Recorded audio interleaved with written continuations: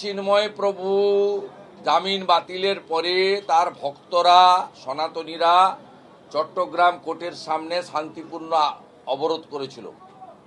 তাদের বুঝিয়ে সুঝিয়ে সরিয়ে দেওয়া যেত বা তারা খানিকক্ষণ অবরোধ করে হয়তো চলেও যেতেন। তাদের উপরে জামাত শিবির, বিজিবি এবং আমাদের বাংলাদেশের সেনাবাহিনী, পুলিশ যৌথভাবে যে আক্রমণ করেছেন, এই আক্রমণ সমর্থনযোগ্য নয়। ভারত সরকার নিশ্চিতভাবে কাজ শুরু করেছেন এবং চরম পরিণতির জন্য ডক্টর ইউনূসের সরকার প্রস্তুত থাকুন।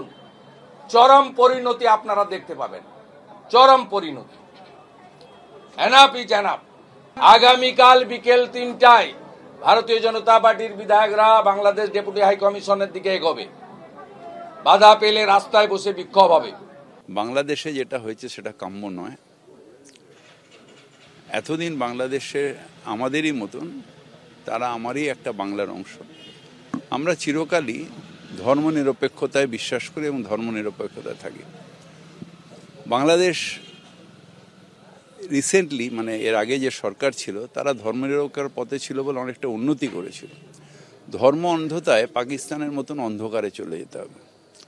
সুতরাং এটা আমাদের কাম্য নয়। হঠাৎ করে এটা হয়েছে, এটা অত্যন্ত দুঃখের এবং এখন যা হচ্ছে এটা অত্যন্ত উদ্বেগের। যদিও পররাষ্ট্রনীতি নিয়ে আমরা কথা বলি না জেনারেলি, এটা ভারত সরকার বলে, কিন্তু আমরা যেহেতু প্রতিবেশী একদম থাকি, আমাদের অত্যন্ত কষ্ট হয় যখন দেখি যে ওখানকার মানুষ সাফার করছে।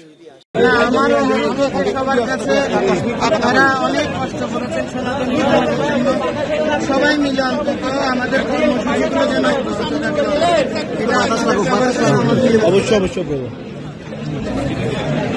আদালতে জামিনের প্রেয়ার করেছিলাম, সেটা নামঞ্জুর হয়েছে শুনানি হয়েছে। আর বাকি যে পিটিশনগুলো দিয়েছিলাম তার মধ্যে ছিল ডিভিশনের জন্য, সেটা মঞ্জুর করেছেন এবং ধর্মীয় বিধিবিধান পালনের জন্য যে দরখাস্ত ছিল সেটাও মঞ্জুর করেছে।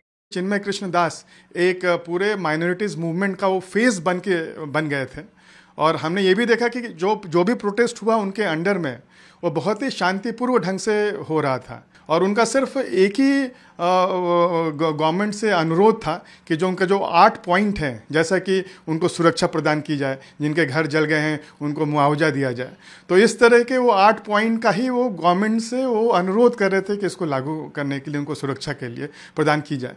लेकिन हम देख रहे हैं कि गवर्नमेंट उनकी बातें सुनने के बजाय हमने देखा कि किस तरह देशद्रोह का मामला उनके अगेंस्ट में किया गया और उनके ही नहीं और भी 18 लोग हैं उनके विरुद्ध में देशद्रोह का मामला किया और अलग अलग तरीके से तंग करने के लिए, ताकि ये जो प्रोटेस्ट है वो बंद हो जाए, वो प्रयास किए जा रहे हैं।